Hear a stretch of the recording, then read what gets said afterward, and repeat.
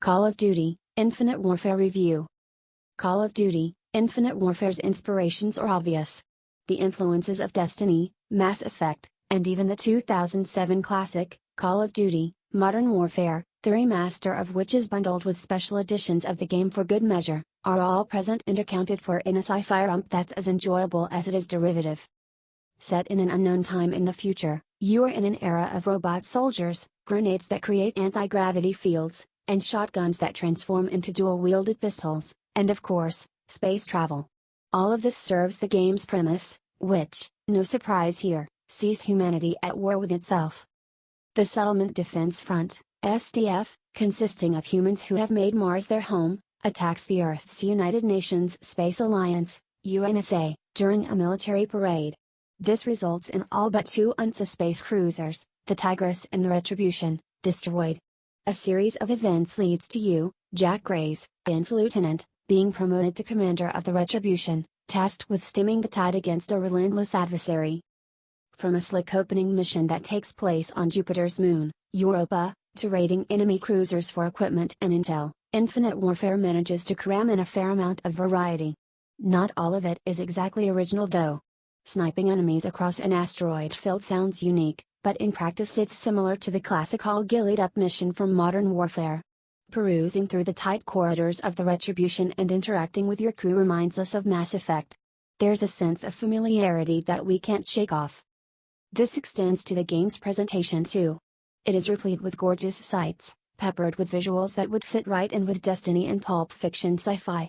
There are also a fair number of cutscenes in Infinite Warfare, which give it a more cinematic feel, something its predecessors lacked while allowing for witty banter between you and your crew. It makes them a whole lot more endearing than this game's villain, SDF leader Salen Koch, played by Game of Thrones Kit Harington. All of these go a long way towards masking a formula that's essentially been unchanged for the longest time. You can hack robots, throw explosives that tell you how many enemies were wounded or killed during the blast, and of course shoot a seemingly endless number of disposable soldiers right between the eyes. Some weapons have secondary modes, such the aforementioned shotguns that turn into pistols or welcome as is the claw energy rifle that lets you inflict damage off ricochets.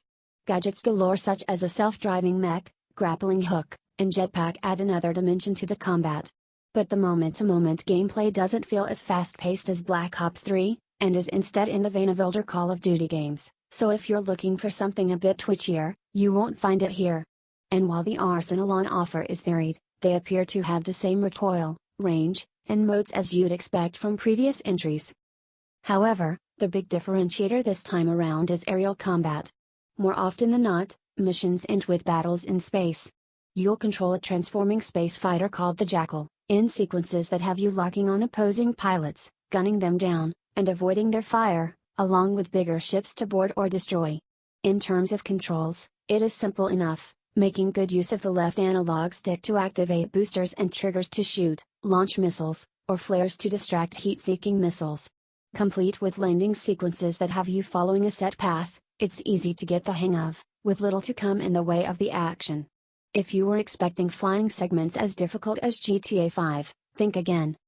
Before you know it, Infinite Warfare's campaign has a sense of routine to it.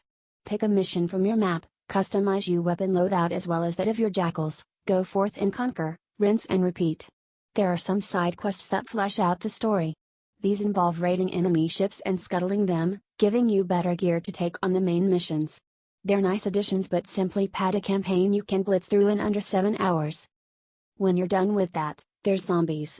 Much like Black Ops 3's take on the mode, it's entertaining, albeit with a caveat: you really need to play this with others. Although they ooze charm thanks to stellar voice acting and presentation, there's only so much variety in fighting through infinite zombie hordes. Playing it solo is dull and dreary. Throw in 3 friends though, and it's a blast through and through. While developer Infinity Ward has dug deep to make Infinite Warfare's single-player campaign a memorable, if hodgepodge, affair, we wish we could say the same about the multiplayer. There are classes known as combat rigs akin to Black Ops 3's specialist system. These range from the bog-standard jack-of-all-trades warfighter, to the speedy synaptic who revels in quick kills. Despite attempts to liven up the proceedings with persistent abilities known as traits, an interesting challenge system, and a plethora of guns, it feels generic. more so in a year that's seen more unique and earnest attempts from games such as Overwatch. What makes matters worse is the game's microtransaction model that allows players to buy weapons with better stats and upgrades. It reduces what should be a premium experience into a pay-to-win affair that shows an utter lack of respect for its customers.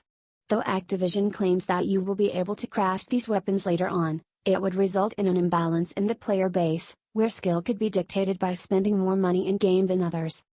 Nonetheless, online multiplayer was smooth and getting into a match was pain-free with zero lag, no surprise since it's early days for the game.